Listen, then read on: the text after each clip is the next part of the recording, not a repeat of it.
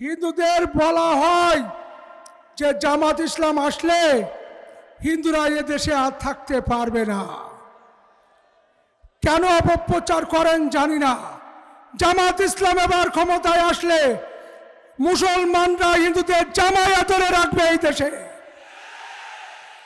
একটা হিন্দুরও ইন্ডিয়ায় যাওয়া লাগবে না, আমি বলে যাচ্ছি।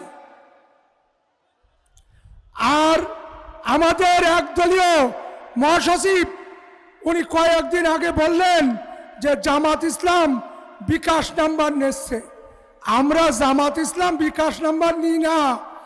জামাত ইসলাম কখনো টাকা দিয়ে ভোট কেনে না। টাকা দিয়ে ভোট কেনা যায় হাটের গরু, ছাগল, হাঁস, মুরগি।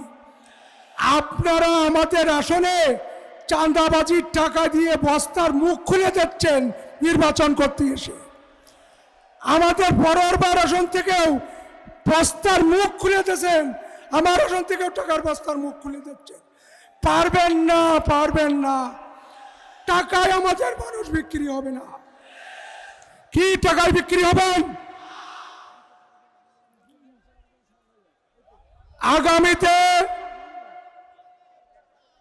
আগামীতে এই জাতীয় সংসদ নির্বাচন, 12 তারিখের যে সংসদ নির্বাচন, সেখানে প্রথম ভোট দেবেন হ্যাঁ, দ্বিতীয় ভোট দেবেন 11 দলের প্রার্থী।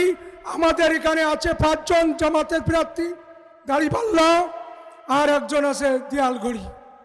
তাকে বিজয় করে সংসদে নিয়ে যেতে পারলে সন্ত্রাস দুর্নীতি মুক্ত দেশ উপহার দেব আমরা, কথা দিচ্ছি।